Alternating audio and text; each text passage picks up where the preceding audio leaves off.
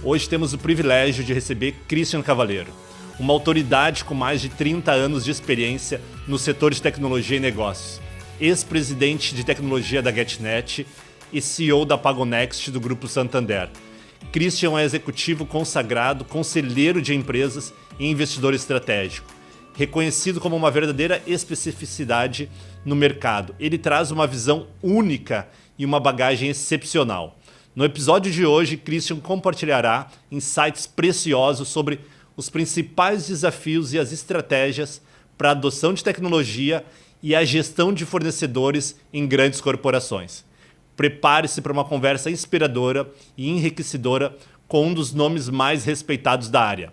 Bom dia, Christian. Bem-vindo ao Growth Talks. Um prazer aqui te ter conosco aqui.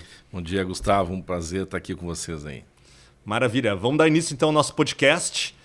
Hoje, qual o grande desafio que hoje as grandes corporações enfrentam ao adquirir tecnologia, né? E como isso tem evoluído aí com o tempo?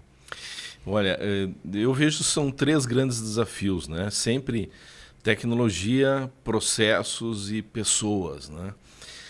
Ao longo da minha trajetória, eu construí 5 data centers.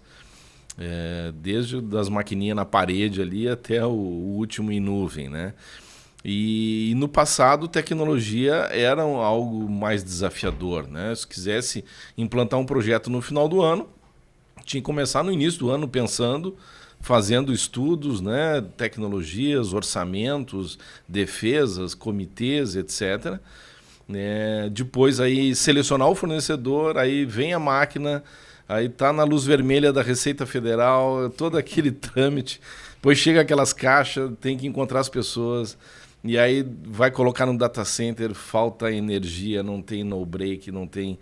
Então as dificuldades ao longo desse tempo foram minimizando. Hoje, com instalar de dedo, tu tem disponível, né, a necessidade que tu tiver na tecnologia que tu precisa. Isso deixou de ser um problema para as companhias, né? A gente observa que hoje é muito mais um problema de organização e de competência, de capacidade técnica de profissionais, de processos, de veículos dessa natureza. Hein? Não, perfeito. E hoje a tecnologia, né, ela é essencial, mas o grande fator hoje de sucesso nem sempre é tecnologia, né? É a implantação, né? É trazer bons fornecedores. Na tua opinião, assim, o que as empresas acabam subestimando, né, ao contratar tecnologia, né, e que muitas vezes seus projetos acabam falhando? Qual que é a tua visão, assim, aonde eles falham geralmente? Né? O que eu vejo assim, as empresas de uma maneira geral hoje, elas têm acesso a uma gama de informações que está disponível, né? A gente tem bons players no Brasil inteiro e fora do Brasil. A gente tem Gartner, por exemplo, que fornece, né, uma gama absurda de... Né, quem está na crista da onda da tecnologia A, B ou C. Né? E existe também profissionais bastante qualificados aí para poder apoiar com uma consultoria, né, prévia antes de tomar a decisão. Né? E existem flavors, né, sabores de ERPs, de sistemas de automação, de sistemas de RH, de sistemas financeiros, de meios de pagamento. Existe uma quantidade muito grande hoje disponível. Né? O que a gente observa é que muitas vezes existe uma pressa, né, das companhias para fazer algumas coisas.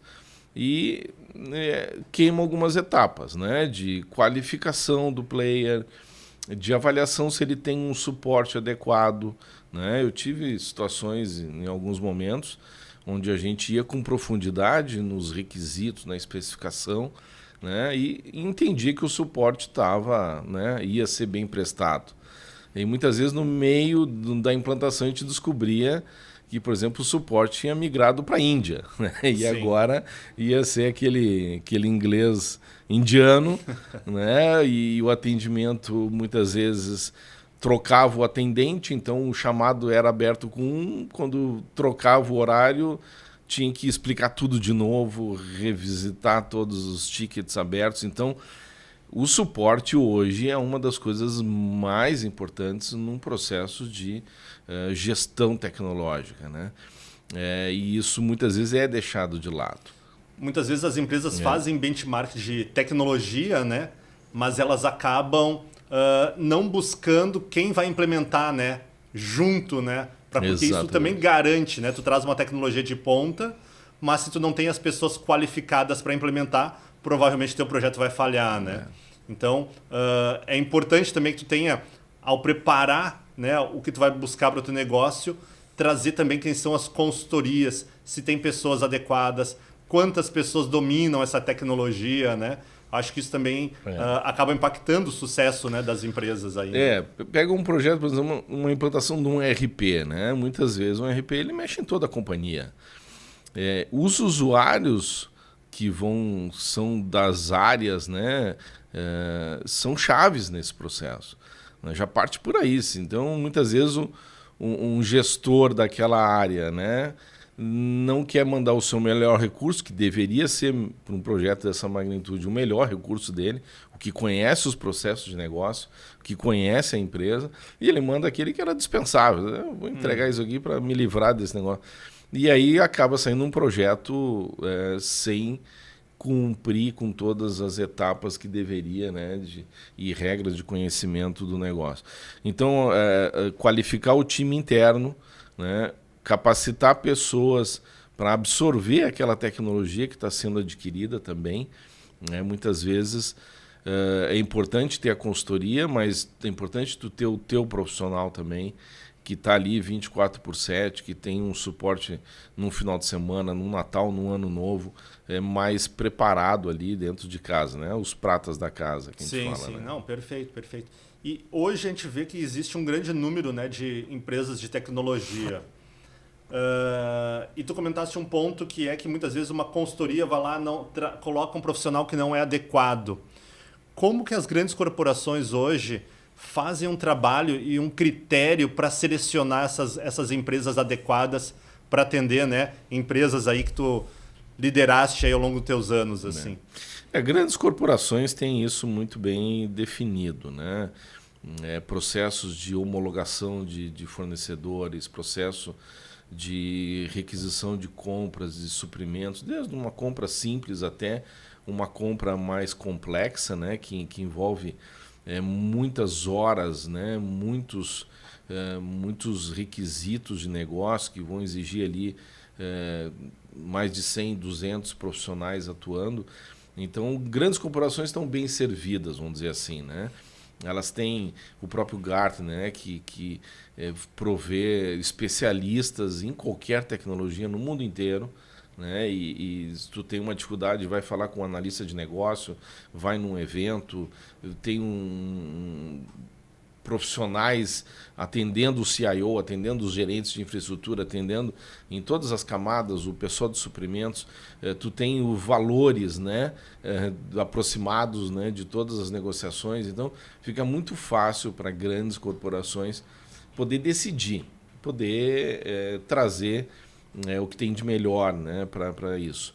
Mas, de novo, cai em cima de pessoas, né? Quem são os líderes, né? Eu vejo muitas vezes líderes que não recebem empresas, fornecedores, players novos, startups, né? São muito seletivos, né, no seu tempo e na hora que dedica para conhecer as soluções. Eu tinha como costume receber todo mundo. Eu recebia todo mundo, dedicava ali 20 minutos, meia hora, para entender um pouco daquela solução, porque muitas vezes no futuro pode ser que aquilo realmente resolvesse o meu problema mais do que um grande player ou uma companhia já mais estabelecida há muitos anos. Né? Não, perfeito. E a gente sabe que grandes consultorias, né, têm uma musculatura muito grande. Né? Tu acha hoje que essas consultorias boutiques, né, consultorias menores, né, empreendedores que eram high performance, né, que criaram suas consultorias, têm entrada nas grandes empresas? Como que hoje tu poderia dar uma dica aqui que essas empresas podem se preparar para que consigam entrar nessas grandes corporações, assim? Eu acho que tem espaço para todo mundo que é competente, que entrega valor, né? Muitas vezes uma empresa menor ela tem mais rapidez na decisão, ela tem mais velocidade na entrega, ela se adapta melhor a mudanças que acontecem em projetos complexos, né? E ela está mais próxima, muitas vezes, do cliente, né? Eu sempre digo que tu tem que conhecer o teu cliente, conhecer, então fazer um almoço, entender o planejamento estratégico dele, convidar para um evento, ir em feiras, exposições, conhecer as equipes que estão abaixo, as fragilidades, os pontos, porque muitas vezes tu está querendo oferecer alguma coisa que ele já tem, né? Que não vai por aí, ou que está bem servido por outro player, né? Então, conversar, né? Interagir bastante com o C-Level, com os gerentes, né? E ir conquistando aos poucos, né? Com pequenos produtos, com pequenos serviços e mostrando que tu tem capacidade de entregar, né? E a grande empresa, ela sabe também que ela não vai conseguir te entregar uma tonelada de demanda que vai acabar, né? Não entregando e gerando um problema maior, né? Sim, ela vai crescendo aos poucos, né? Exatamente. A gente vê que essas empresas entram, né, nas grandes corporações e muitas vezes elas ficam anos e anos lá dentro, né? E vão crescendo junto, né? Que práticas tu acha e tu aconselha hoje para que as empresas criem esse bom relacionamento entre fornecedor, né, e a corporação, assim? Como que essa empresa menor hoje consegue ganhar espaço, né, e criar esse bom relacionamento para que se possa perpetuar aí ao longo dos anos? Eu acho que primeiro caracterizar bem qual é o problema que nós estamos tentando resolver, né? Porque senão eu fico apresentando um monte de solução e tomando o tempo de todo mundo, né? Como um fornecedor, né? Então, entendido o problema, caracterizado bem a demanda, vamos fazer uma POC, vamos fazer uma prova de conceito, vamos fazer uma experimentação, vamos avaliar se a gente tem condições de fazer algo que aporte realmente uma solução para esses problemas, né? E aí é aquela situação, né? Se eu estou entrando numa grande empresa, eu vou botar os meus melhores jogadores aqui, né? E fazer com que eles captem, né, junto com os times internos, né, a melhor forma de implementar alguma coisa, né? E muitas vezes a gente não tem tudo, né? Uma composição de 2, 3 players que vai ser a melhor solução. Eu acho que ter essa humildade, né, de entender os teus limites, né, não vender mais do que tu tem, porque ninguém é bobo, né? O CIO está do outro lado, ele está vendo, né, a tua capacidade de entrega, a tua velocidade, né, como é que tu foi em outros clientes. Então, ter cases, né, com outros clientes ajuda bastante nessa tomada de decisão, né? Perfeito. E quais as principais barreiras que hoje tu vê que as consultorias encontram, assim, né, para entrar nas grandes corporações? A gente sabe, né, que grandes líderes hoje são cada vez mais procurados, né? É difícil ter espaço para falar com todo mundo. Quais as barreiras que tu vê que a empresa encontra para poder chegar na pessoa certa e poder apresentar seu pitch, poder mostrar como ela pode agregar, assim? Eu acho que tem um trabalho básico que é áreas de homologação, né, áreas de suprimentos, tu ter o cadastro, isso é 50% do processo, né? Tu está realmente habilitado a poder vender serviços para essa companhia. E só aqui tu já vai ter uma bateria de perguntas que tu vai ter que responder e vão te enquadrar mais ou menos naquilo que tu tem. Agora, tudo é relacionamento, né? O relacionamento antes do CNPJ é um relacionamento entre CPFs, né?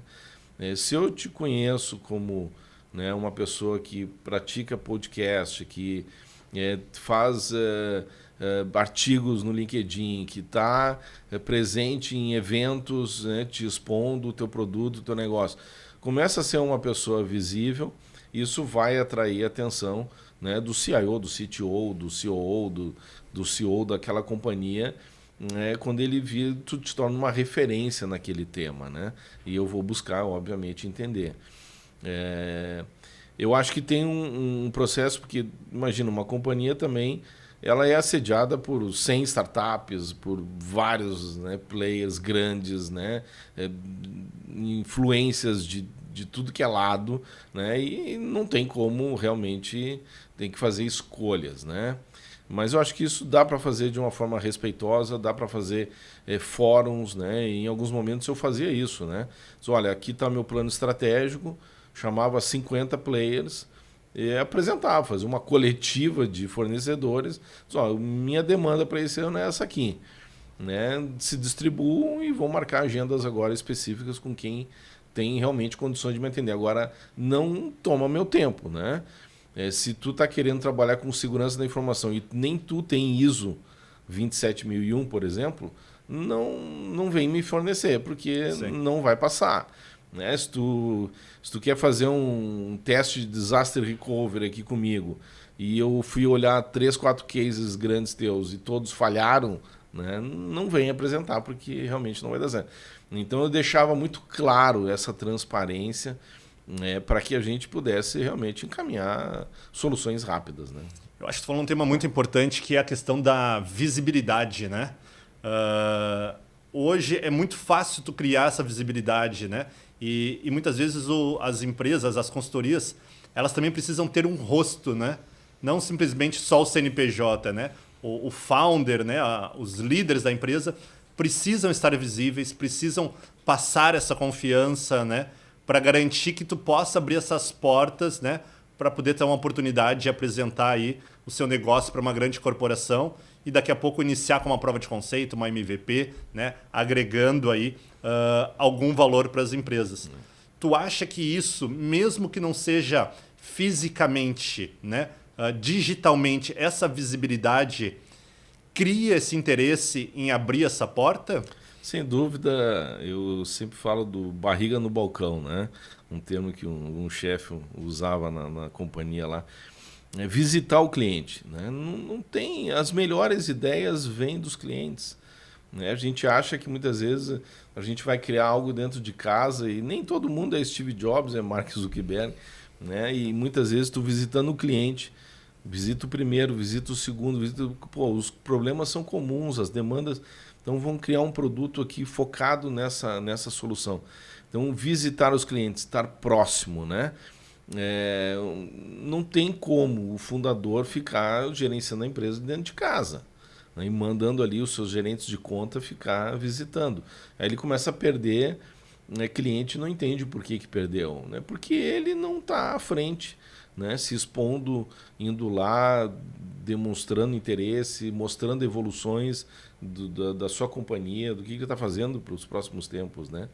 Então, acho fundamental isso, ter contratos que espelhem a relação de longo prazo também. Né? Muitas vezes, eu quero ganhar no curto prazo, mas não tem como, são relações de longo prazo. Então, empresas de outsourcing, por exemplo, elas vão lá, pegam, buscam no mercado e atiram um profissional dentro da tua empresa. Né? E aquele profissional está desassistido, ele não tem nem a camiseta da empresa dele, nem a da que ele veio. Né? E ele é uma mão de obra ali simples. Né? E isso não funciona. Né? Acaba, em 2 anos, aquele profissional ou ele vai sair, ou ele vai ter que ser internalizado pelo conhecimento que ele gerou, que ele, né, absorveu ali daquele projeto, daquele processo. Então, há que ter um relacionamento muito mais próximo. Só o rate card não é suficiente. Não tem como. Tem que ter um relacionamento de comprometimento junto. Né?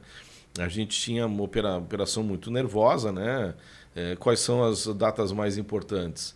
Né? Dia das Mães, Natal, Black Friday, Ano Novo. Né? Dia dos Pais, o pai não recebe tanto presente assim. Mas, não ganha tanto, né? Mas nessas datas eram as operações mais nervosas. E eu dizia, eu quero meus fornecedores todos junto comigo.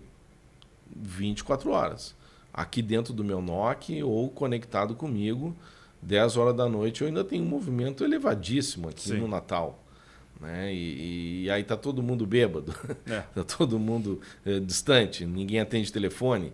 Então esse comprometimento, eu preciso entender o negócio do cliente para poder oferecer algo específico. Né? Então se eu não entendo que a operação dele é uma indústria, né, que também não pode parar e a cada hora parada são milhares de reais ali perdidos, eu preciso entender o negócio. Eu só consigo entender visitando o cliente, perguntando para ele. Né? Eu acho que isso se aprofundando, sem dúvida. Sim, e fazer venda, né, baseada em valor, né? Não no preço. Né? Então, quanto mais a gente conhece mais a gente entende como pode agregar e também consegue mostrar esse valor que a empresa, a consultoria pode trazer ao negócio, isso facilita, né, a entrada ali, né? Tu comentou um tema, né, que tu abria muitas portas para muitas consultorias, né, conversar, conhecer um pouco mais. Mas a gente sabe que assim, hoje tem mais de 120 mil empresas, né, de tecnologia, de informação, né, de consultorias no mercado. Tu acha que ter um marketplace B2B de tecnologia como a Growth Store, ela ajuda, né, os líderes não só a encontrar o que está tendo de novo, né, ver o que está acontecendo de novo no mercado, ajudar essas consultorias a trazer visibilidade, mas também ajudar a empresa a selecionar de forma cuidadosamente já curada quem é que de fato pode agregar valor? Tu acha que um marketplace de tecnologia é algo que faz uma diferença para quem está contratando e quem está buscando tecnologia no dia a dia para o seu negócio? Eu acho fantástico, né, esse tipo de ferramenta, de plataforma. Organiza a informação, ela te dá parâmetros de preço, ela te traz coisas que já foram estudadas previamente, principalmente se uma plataforma dessa for agnóstica, né, não tiver o patrocínio de um fornecedor, um grande player, né, se ela estudar as tecnologias de forma individual e constantemente, né, porque a gente observa, né, um grande player de 3 letrinhas chegou até aqui, aí tem um outro de 2 letrinhas que foi um pouco mais à frente, mas daqui a 2 anos inverte. Né? Essas coisas ao longo das décadas aconteceram várias vezes.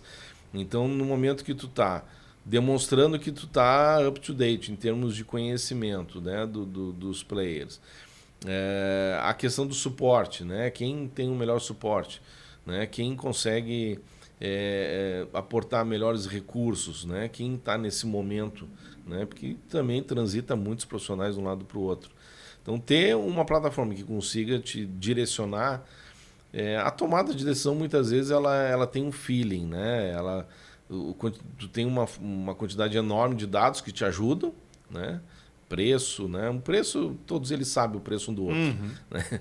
O profissional de vendas de uma empresa saiu e foi para outra, eles sabem os preços um dos outros e muitas vezes não é o preço que é o fator, né, mais decisivo. É a capacidade de investimento daquela companhia, se a tecnologia dela é mais compatível com o teu produto, e algumas dessas perguntas não estão tão fáceis de ser encontradas numa plataforma, né? A não ser que ela esteja talvez integrada com o chat GPT e com todo um histórico que está sendo alimentado. Então eu sempre recomendo que o CIO esteja, por exemplo, em grupos de CIOs de entidades, né, onde estão ali sendo debatidos vários temas, 300 CIOs. Todos estão passando pelas mesmas situações. Então, tu postar ali uma demanda, sempre vai ter alguém que está pesquisando, ou está debatendo, ou tem um grupo de usuário, ou tem algumas empresas que estão... Então, estar inserido dentro do mercado associativo, né, do seu mercado, ele é importante para ter esse relacionamento com quem está enfrentando isso, né? Agora, uma plataforma dessa, sem dúvida, até porque as plataformas que existem, como citadas do Gartner e outras, né, elas são realmente para companhias maiores, né? Então, mas uma companhia pequena que não é tecnologia não é o seu meio-fim, né, mas é fundamental para o negócio, tu ter um suporte de uma plataforma dessa é espetacular. A gente já conversou várias vezes, né, sobre um modelo que é meio polêmico, né, que é o One Stop Shop, né? Como tu acha que esse modelo de One Stop Shop pode contribuir para a redução de custos e também redução de tempo, né, para as grandes corporações e para empresas em geral, né? Como tu acha que esse modelo ele beneficia, mas também o que pode ser aprimorado, né, para ajudar as empresas a trazerem tecnologia mais rapidamente, terem acesso a consultorias que de fato já têm uma qualificação antecipadamente prévia ali? O One Stop Shop é um modelo de negócio onde todos os serviços, né, estão ali preparados para tu ter um único fornecedor, um único player, né? Ou um conjunto de players, mas empacotado de uma forma que te atenda mais rapidamente, com menor custo, mais velocidade, etc. Ao longo da minha história, foram raríssimos os que conseguiram fazer algo assim, né? Pega, por exemplo, em meios de pagamento. Por uma transação sair daquele POS que tu ali... Só quando tu insere o teu cartão, são 200 cheques de segurança que são feitos na hora que tu coloca o cartão. Para ele sair dali e ir até a Visa, né, o banco, o emissor, e voltar e imprimir o slip, nesses 2 segundos, ele passa por mais de 100 empresas. Nenhuma delas consegue atender a totalidade Ponta, desses né? serviços. Né? Seja empresa de telecom, seja links de tudo que é ordem, seja software que está por trás daquilo, né? Bancos de dados diferentes. Então, o One Stop Shop ele pode ser bastante útil para algum produto específico, né? Mas nunca vai te atender na tua empresa como um todo. Né? E esses termos, né? Acabam se confundindo às vezes com um pato, né? Nada se propõe a nadar, voar e caminhar, não faz nenhum dos 3 direitos. Então, eu acho que a empresa que está tentando fornecer algo, ela quer caracterizar como no One Stop Shop, ela tem que pensar muito bem para não passar uma imagem distorcida do que ela está querendo fazer, né? Porque do outro lado tem alguém que está estudando muitas coisas e consegue realmente distinguir aquilo que é uma entrega efetiva ou aquilo que é um sonho, uma promessa que não se concretiza, né? Outro termo que está muito em moda hoje é inteligência artificial. Né? Todo mundo diz que tem. Sim. Né? Tu faz 2, 3 perguntas, tu vê que é uma casquinha em cima de algo que ele já tinha, que ele rotulou como inteligência. Então tem que ter cuidado no mercado, né? Nessas relações, para que não queime a tua imagem, o teu negócio, né? Com uma venda que não é adequada, né? Então, pegando esse gancho, né, talvez assim uma abordagem boa, né, para as empresas, muitas vezes se especializar, né, se tornar uma boutique especializada no nicho. Pô, agora sim, agreguei valor nesse nicho, começar a construir um outro nicho, né, e não querer abraçar tudo, né? Muitas vezes a gente vê que as empresas, tem SAP, então eu também faço, tem Oracle, eu também faço, né? Então acaba que nem sempre a empresa consegue atuar em todos os pontos, né? Não tem como, né? E projetos complexos envolvem N players e o mais difícil é fazer o tempo deles serem casados. Né? Eu tive situações, por exemplo, uma vez nós fomos trocar toda a estrutura de no-breaks e baterias e gerador. Nós estávamos no limite das cargas, né? E aí tu planeja, né? Às vezes tu tá já chegando num ponto que tu tá ali com 15 empresas diferentes para fazer uma mudança dessa. E aí quando vê o tempo se apronta para chover. E tu tá transitando energia elétrica, mexendo nesse transformador, nessas coisas. Né? E aí bota lona em tudo, fecha, né? Aí tem um muque lá que tá quase na pontinha, né? Tudo. E às vezes tu observa ali os players, né? Tu falou com o dono da empresa. O dono mandou um outro e aí tem um terceirizado lá que não tá nem aí, ele tá louco para ir embora dali. Teve uma situação dessa e em algum momento eu cheguei e chamei todo mundo e disse, olha, você sabe quantas vidas dependem desse negócio que está aqui? Tem 2.000 funcionários aqui, são 2.000 famílias e tem mais 100.000 clientes, 100.000 estabelecimentos comerciais que estão dependendo disso que está sendo feito aqui. E aí que entra o líder, né? O gestor, quem está cuidando do projeto. Eu disse que ninguém vai tomar nenhuma decisão de fazer nada, porque vocês 15 aqui têm um cronograma muito bem encadeado, o responsável é ele, e se ele não disser é a tua vez, tu não vai fazer. Eu não quero que ninguém tome nenhuma decisão sozinho aqui. O sucesso desse projeto aqui é quando um passar o bastão para o outro e nós tiver essa coordenação. Deu 0 erro, mas no início eu senti que ia dar tudo errado. né? E aí eu acho que tem o fornecedor, mas tem alguém que vai ter que gerir isso muitas vezes. Pode ser que seja um gestor de um player. Uhum. Se ele tem essa competência, se ele tem uma gestão adequada do projeto, né? Porque a maioria dos projetos falha nessa implantação, Sim. nesse cuidado, né? Ou no planejamento também. Faz um planejamento rápido e não dá certo. Não, perfeito. E pegando assim, né, toda a tua trajetória, né, principalmente ali eu acompanhei muito a GetNet. A GetNet passou por vários momentos de transformação, né? Tu comentou ali um pouquinho, né?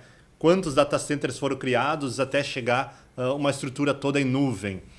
E ter toda essa mudança, né, tecnológica que tu enfrentaste ali, com todos os desafios que traz, porque a empresa, né, ela sempre foi muito ávida, né, a buscar novas tecnologias para continuar crescendo, entregando cada vez mais rápido, melhor experiência.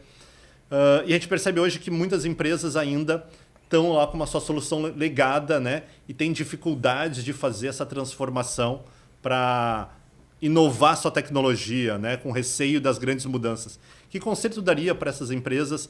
Como que elas poderiam se preparar melhor para fazer essas transições aí? Eu tive a grata felicidade de viver todas essas experiências, né? Uma startup, quando nem se falava em startup, lá em 2003. Depois numa joint venture com um grande banco global. Depois a aquisição, né? Depois da aquisição, um crescimento absurdo, né? de posicionamento na América Latina. Depois o IPO e depois a globalização, que foi ali o marco fim ali. E a empresa continua crescendo. Hoje é bonito de ver lá em vinícolas em Portugal, no Ushuaia, na Espanha, no México, em tudo que é lugar que tu vai tem as maquininhas vermelhinhas. Fantástico. Isso é um orgulho muito grande para muita gente que trabalhou e continua dedicada. Nada disso teria acontecido se a gente não se transformasse. Principalmente os líderes têm que se transformar. Eu não teria continuado se eu não tivesse mudado alguns paradigmas e se eu não tivesse usado uma das coisas que mais falta muitas vezes para os líderes, o dom da escutatória. Né? Entender o outro lado, ouvir e captar que às vezes aquilo que tu está fazendo há 10 anos já não serve mais. Né? E não tem nada de errado nisso, serviu para um momento bom da empresa. Tem legados que tu vai ter que transformar e muitas vezes não vai conseguir com a mesma equipe.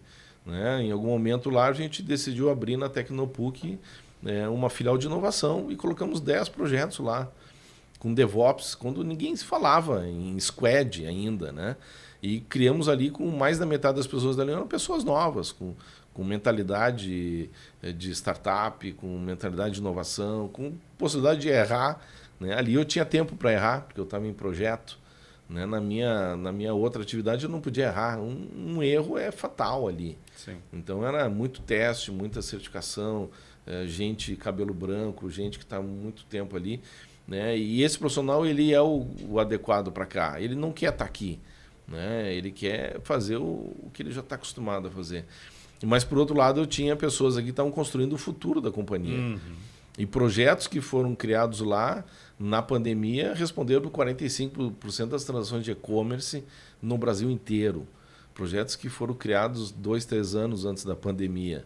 Então, é papel dos líderes pensar no futuro. E o futuro, tu tem que realmente trazer gente nova, processos novos, né? Coisas que a gente criou ali de gamification, de estímulo a trazer clientes para poder sentar junto na mesa e tomar decisão. Quando a gente nem falava em home office, a gente estava usando, né? Gente em tudo que é lugar, com câmeras conectadas e tudo, porque a empresa estava global já, eu já tinha gente em tudo que é lugar. Então nós tínhamos que se adaptar nesse modelo. Né? A pandemia, quando veio, a gente foi para casa e continuou trabalhando, porque nós já estávamos acostumados a trabalhar dessa forma, né, com recursos em tudo que é lugar e usando a melhor da capacidade deles e com controle e com uma boa adequação do modelo híbrido, essas coisas aí. Tem que estar pensando um passo à frente. Né? Mas, de novo, se os líderes não se transformarem, não sai. Né? Eu acho que a maior mudança é em nós mesmos. Perfeito, Christian. Christian, excelentes aprendizados aqui, né?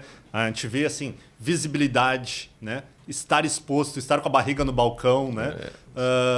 Pessoas, né? Pessoas em primeiro lugar, pessoas que, por mais que a tecnologia venha para ajudar, mas se não tiver pessoas adequadas, né? Provavelmente vai falhar. Então, assim, acho que foram muitos aprendizados, né? Iniciar pequeno, né? Land to expand. Então, começa plantando uma relação ganha-ganha, se aprofunda, né, na necessidade de fato da empresa, né? Então, acho que foram grandes aprendizados aí que podem ajudar tanto consultorias a entrarem em novas corporações, novas empresas, né, agregarem de fato valor, como também para empresas, né, terem aí uma visão aí tua que já passou por grandes corporações de como podem também inovar, né, o seu stack de tecnologia. Então, muito obrigado pelos aprendizados. Para quem ainda não conhece a Growth Store, é um marketplace B2B que conecta a sua empresa aos melhores fornecedores de tecnologia, cuidadosamente selecionados por nossos especialistas. Com nossa plataforma, você tem acesso rápido e seguro às soluções ideais para o seu negócio, contando com suporte em cada etapa, desde o planejamento até a execução. Experimente sem compromisso e descubra como a Growth Store pode reduzir custos, otimizar processos e garantir resultados de alta qualidade para a sua empresa. Transforme a sua busca por tecnologia em uma experiência prática e eficiência conosco.